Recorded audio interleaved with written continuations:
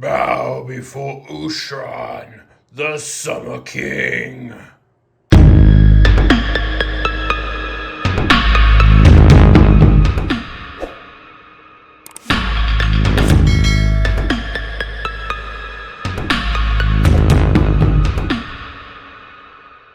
Hey, Curselings, Curselord Todd here with another exciting unboxing video. Today, I have Ushoran, the Mortarch of Delusion for the Flesh Eater Courts for Warhammer Age of Sigmar.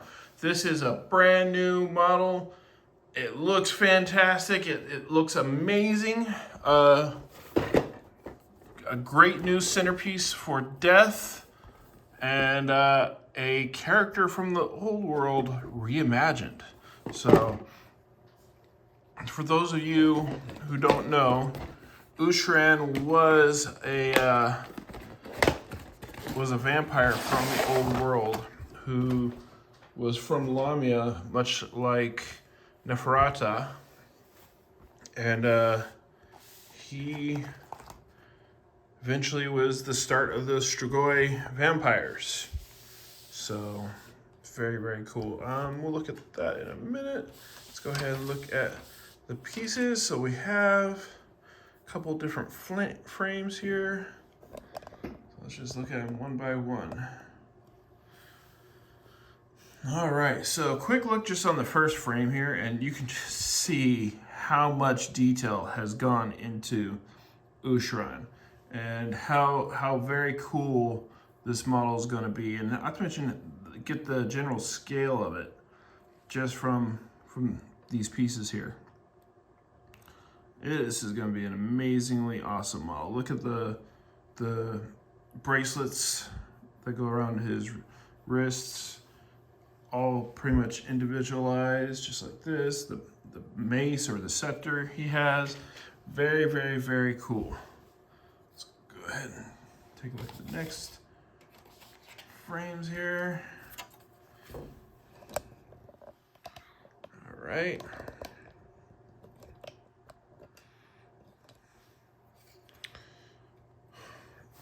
And then, yeah, just look, this is just a great kit. I love the scenic base. It's huge. It's going to be awesome and imposing. Just him standing up there, very in a grotesquely regal fashion. It's very cool. Once again, I know you've heard me talk about it before, but I just love the lore behind the Flesh Eater Courts, how they're all delusional vampires that see themselves as royal knights and kings and heraldry, but in real life they're just debased monsters that eat human flesh and just are wild and uncontrollable. So Ushoran is the forefront of all that. He is where all that stems from. And then he comes on a 130 millimeter base as well. Let's go ahead and take a look at the assembly instructions.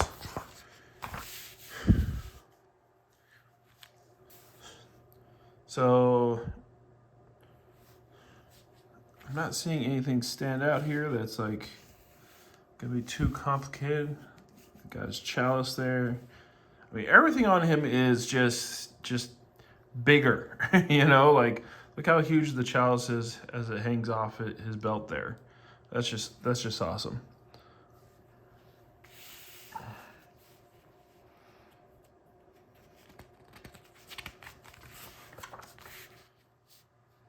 And then his cloak is just ginormous on his back.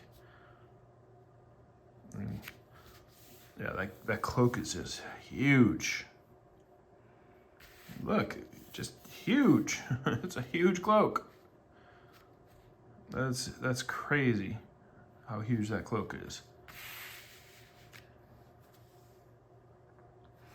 Of course, the furs. I really like the furs. You probably didn't see it very well. Let me grab that frame again, but his furs here have little skulls and heads and whatnot embedded in it. And I guess in the lore, like he'll actually talk to some of the heads because he's crazy. So that's just awesome.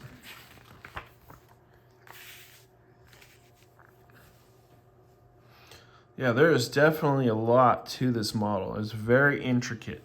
This is not a beginner kit at all. You can tell that, but it's going to look amazing and beautiful and gorgeous when it is completed. If I could do a recommendation, I'm going to recommend that you don't glue him to his scenic base here, that you'd probably want to keep him separate so you can paint all the underneath and nooks and crannies and all that. So, and then of course, there's the completed model, his rules, but instead of looking at that, let's take a look at his Warscroll card. Yay! All right, let's see if we can get an idea of what Ushoran is made of. I'm going to go ahead and read his little description here.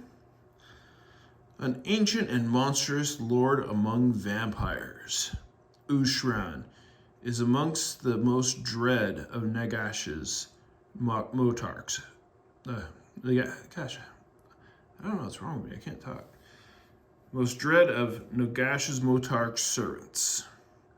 He is a font of cursed madness that escalates the mania of his ghoul servants, even as he annihilates foes with talon and gore-splattered scepter. All right, so let's take a look at him here. He's got 10 movement, 16 wounds, 4+ save, and 10 bravery. So then you have the Scepter of the Carrion King, which is range 3, attacks 3, 3s to hit, 2+ to wound, -2 rend, and D3 +3 damage. That is sick. Then he has monstrous fangs, claws and fangs.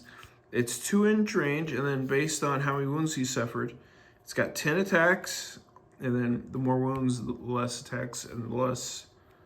Don't know what that is yet. Anyways, 3+ to hit, 3+ to wound, -1 rend, and damage 2. So he is a beat stick, and you know he's not quite a god level character. He's a Mortarch level character.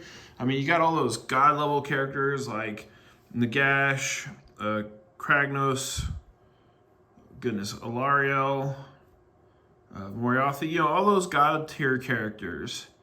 And then you have the tier right under it, which is like your super lords, and that's what tier he would be in, I would think. He's like almost 500 points too, I think. All right, let's see here. Ushoran, the Mortarch of Delusion, is armed with scepter. Yeah, we know that. He's a wizard and can attempt to cast 2 spells in your hero phase and attempt to unbind 2 in the enemy hero. And he's a war master, which means even, you know, if he's included in the army, you can have someone else be the general, and he still counts to be the general. So you can, that's really, really cool. All right, Espear, I can't say that. I'm sorry. Of Delusion, which it correlates with over here with the range of it. So, if this unit is part of a Flesh Eater Courts army, in your hero phase, you can pick 1 Delusion from the Courts of Delusion battle trait. Until your next hero phase, that Delusion applies to friendly Flesh Eater Courts units while they are wholly within the epicenter, I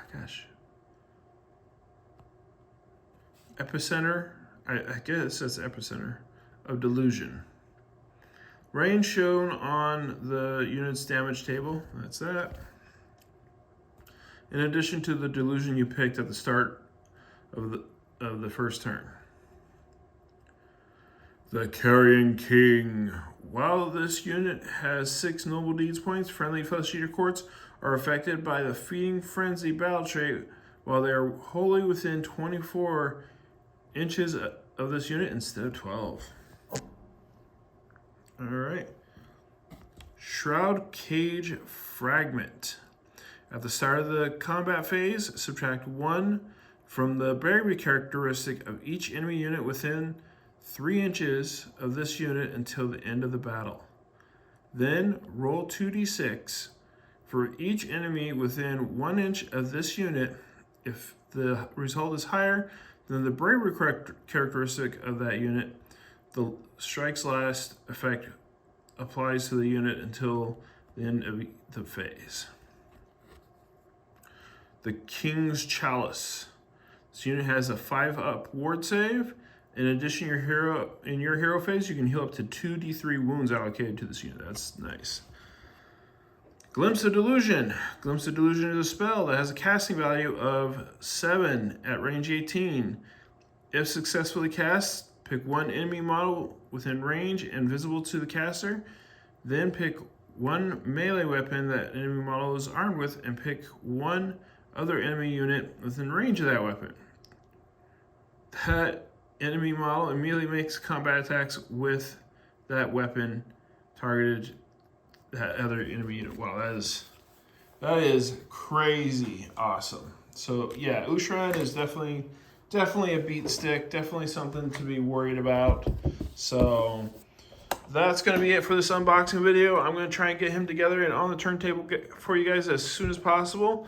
I'm hoping to get this posted on Monday, and this will be start of our Flesh Eater Quartz week, which I'm hoping to have a video every day for each of the new Flesh Eater color models. So remember to hit like, subscribe, and that notification bell.